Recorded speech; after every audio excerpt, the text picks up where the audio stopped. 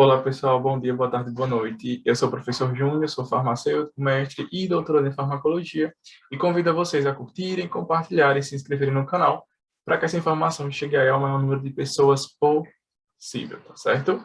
Então, hoje a gente vai resolver aí uma questãozinha da UES para nos ajudar a revisar aquele conteúdo lá de água, de bioquímica, que eu vou deixar o card por aqui, certo? Então, vem cá comigo para a gente resolver aí essa questãozinha. Então, o que acontece?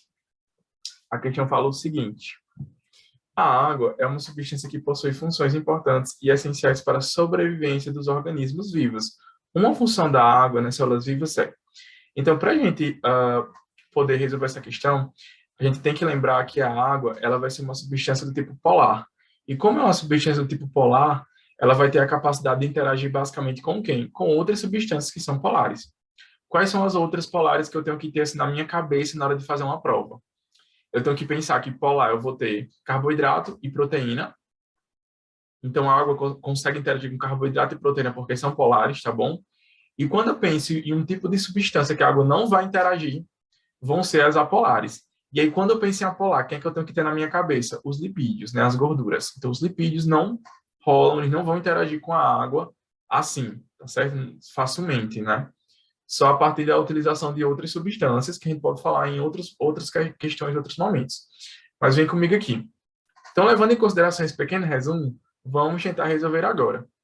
A letra A fala que a água ela vai ter função de metabolizar lipídios e proteínas provenientes da alimentação nos organismos.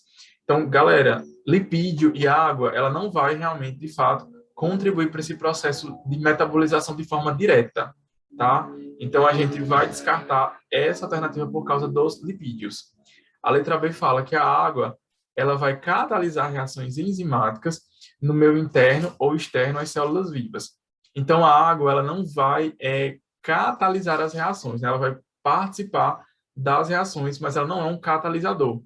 Catalisadores são basicamente as enzimas, né? A água, ela vai participar, sim, de reações bioquímicas, mas ela não catalisa. Ela não vai ter a capacidade de reduzir a energia de ativação para aumentar a velocidade de reação, que é isso que as enzimas fazem, tá certo? Então, nesse contexto, a gente vai também considerar incorreto nesse sentido. A letra C fala proteger algumas estruturas do corpo, como, por exemplo, as meninges. Então, eu achei muito adequada essa alternativa. Por quê? Porque a gente tem que lembrar que as meninges, elas são membranas que nós temos aqui, que elas vão proteger o nosso sistema nervoso central, né? Então, por exemplo, eu vou ter meninges protegendo meu cérebro. E entre essas meninges, eu vou ter um líquido, que eu vou chamar de líquido cefalorraquidiano, que é o famoso líquor ou ainda LCR. E esse líquido cefalorraquidiano, galera, ele vai ser constituído basicamente ali, em sua grande maioria, por água, né? Então, como eu vou ter essas membranas ali no cérebro, protegendo esse cérebro, e entre elas eu vou ter água, o que é que vai acontecer?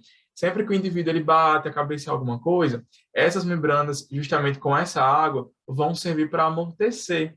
Então, nesse sentido, realmente a água ela vai ter sim um papel de proteção muito importante em algumas estruturas do corpo, como por exemplo aí no caso das meninges. Então, a gente pode pensar assim que essa alternativa está super correta. Já a letra D fala o seguinte: dissolver moléculas orgânicas como carboidratos, beleza, a gente viu que carboidrato é polar, né? Lipídios.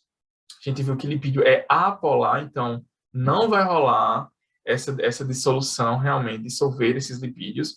Proteínas, a gente viu que é polar também, então pode sim, sendo por esse motivo denominada solvente universal.